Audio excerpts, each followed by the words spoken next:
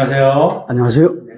지난 시간에는 인생 이모작 재무 설계 중 부부 공동 목표 설정과 수입 대비 지출 구조 분석에 대해서 알아보았습니다. 네. 오늘도 자산관리 전문가 장기명 의원이 모셨습니다. 오늘 설명해 주실 내용 부탁드리겠습니다. 네. 오늘은 저축의 중요성과 자산 증식 기회 포착 및 자녀에 대한 투자 결정에 대해서 자료를 통해서 설명을 드리도록 하겠습니다. 오늘은 인생 이모작 설계 중 세 번째로 투자보다 저축이 더 중요하다는 것입니다. 투자를 할 때는 대출을 받는 것은 리스크가 매우 큽니다. 따라서 먼저 목돈을 마련하는 것이 투자의 기본입니다. 최근에는 금리가 상승 기조이기에 원금을 불리는데 집중을 해야 할 때입니다. 노후 경제 자립을 위해 기회가 왔을 때 시탄이 필요하기 때문이죠. 사실상 1억 원을 모을 때까지가 힘이 들지만 이후에 늘려가기는 수월합니다. 1997년 IMF 때 3년 만기 정기예금 이율이 63%였습니다. 연 21%였는데요. 제 경우 이때 은행생활 15년간 모았던 8천만 원을 모 은행에 예치해 3년 뒤 이자만 3천만 원을 받아서 종잣돈 1억 2천만 원을 만들 수 있었습니다. 이후 2021년에는 퇴직금 1억 원을 정산받아 전세를 끼고 아파트를 추가 매입했던 경험도 있습니다. 이처럼 준비를 하고 있으면 반드시 기회가 온다는 것입니다. 이렇게 저축을 할 때는 이자 관리표를 만들어 은행 간 지급 이율을 꼼꼼히 비교해 보시기 바랍니다. 아래 내용은 2016년 은행 금리가 2% 내외일 때 1억 원의 목돈을 우대금리와 세금 우대, 비과세 상품으로 여러 은행에 분산해 놓은 것입니다. 금융거래 시 대부분 금리를 먼저 따져보지만 비과세 상품과 세금 우대 상품 가입 요령도 매우 중요합니다. 만 65세가 넘으면 5천만 원까지 비과세 정기예금에 가입할 수가 있습니다. 만인농협, 신협, 새마을금고에서는 3천만 원까지 세금 우대 저축에 가입할 수가 있습니다. 이 경우 이자소득세 15.4% 대신에 농어촌 특별세 1.4%만 공제하니 참고하시기 바랍니다.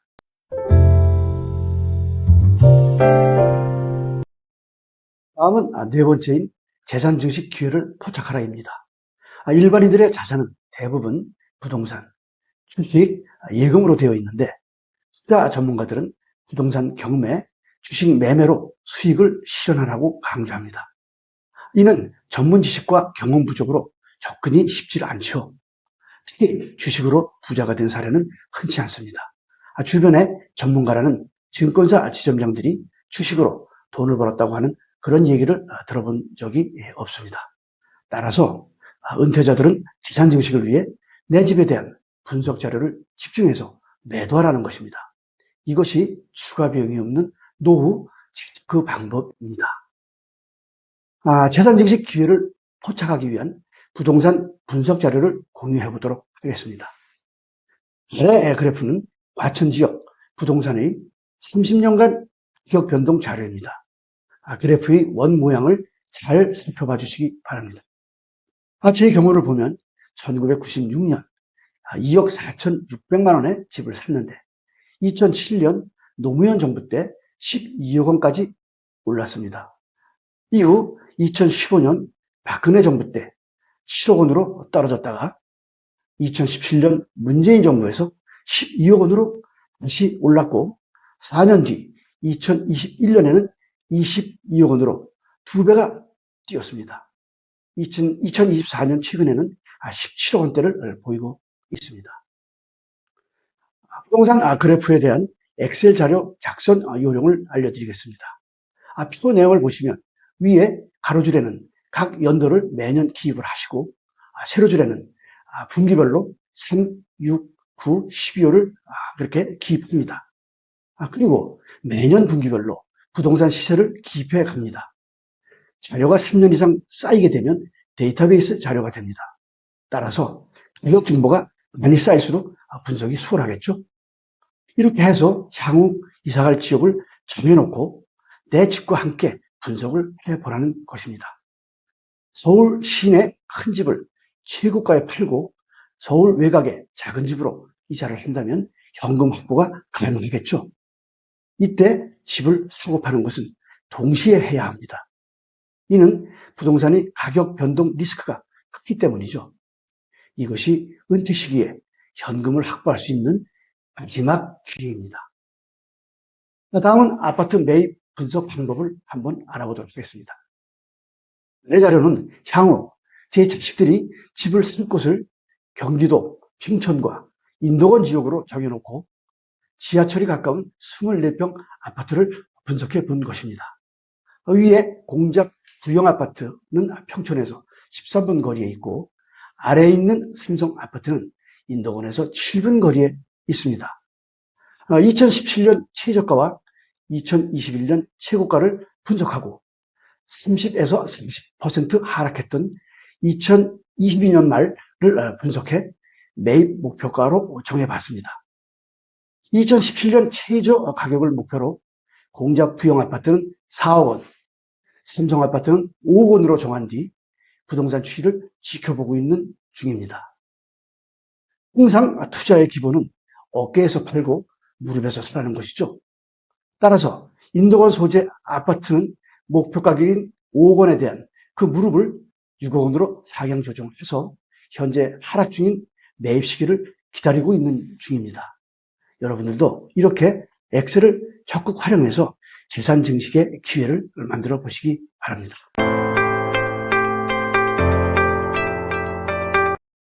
다음은 수익형 투자 실패 사례입니다. 노후의 실패는 회복이 불가능합니다. 제 경우 부동산 분석 자료를 통해 평생 아파트를 5채 사고 팔면서 단 한 번도 실패한 사례가 없었습니다. 하지만 제천의 임야, 안산의 집합 상가와 오일펀드는 투자를 해서 실패했던 경험이 있습니다. 다행히 현역 시절에 겪었던 실패였기에 회복이 가능했지만 퇴직 후 실패는 재기가 거의 불가능합니다. 이러한 실패를 반면교사로 삼아 퇴직한 중장년들이 투자를 할 때 가급적 전원주택, 분양상가, 주가 연계증권인 ELS와 같은 것들은 신중하게 결정을 하셔야 합니다. 최근 소비심리 하락으로 상가 매입에 더욱 주의를 기울여야 합니다. 2017년까지는 성수동 아파트형 공장을 투자했을 때 투자 대비 수익률이 좋았지만 2021년 부동산 폭등으로 많이 올라서 매입에 부담이 되고 있습니다. 따라서 당분간은 부동산 하락 시기를 좀 더 지켜보는 것이 정답입니다.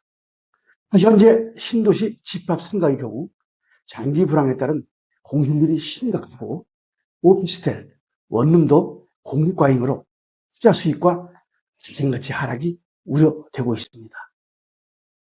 다음은 5번째, 자녀에 대한 투자 결정입니다. 여러분들이 자녀가 상위 1% 안에 들어간다면 베팅을 하십시오. 아니면 우리 사회 보통 사람으로 뿌리내리며 안정되게 살아갈 수 있도록 방향을 설정해 주는 것이 중요합니다. 자녀에게 무작정 올인할 경우 그 자식이 새 시대에 내 노후를 책임져 줄 수 있을지 생각해 봐야 합니다. 자녀들이 조기에 경제 자립심을 갖도록 또 유도해 봐야 합니다. 이를 위해 내 자신이 검소한 삶을 살아가며 때로는 가난한 부모임을 자처하는 것도 좋은 방법입니다. 청소년 시절 아이들도 눈치가 빨라서 부모에게 기댈 것이 보이면 빨리 독립하려고 들지 않습니다. 다음은 자녀들이 대학 진로를 블루오션에서 찾으라는 것입니다. 제 경우 큰아들은 어릴 적부터 본인이 재능을 잘 살리도록 적극 지원해서 시각 디자인과 교수가 되어 있습니다. 작은아들은 생명공학을 전공했지만 아이가 고3 시절에 간호대학 교수를 목표로 진학하도록 권유한 그런 적도 있었습니다. 자녀 취업 시 부모가 또한 적극적으로 개입을 해야만 합니다. 자녀가 안정된 직장에 들어가기 위해서는 자기소개서 작성과 면접 준비에 많은 코치를 해주는 것이 중요합니다. 기업의 면접 시에는 회사가 던지는 질문에 뻔한 답변이 아닌 상상복귀 표현을 해야 주목을 받을 수 있는 것이죠. 즉, 평범하고 일률적인 사람보다는 창의적이고 신선한 아이디어를 지닌 인재를 원한다는 것을 코치해줘야만 합니다.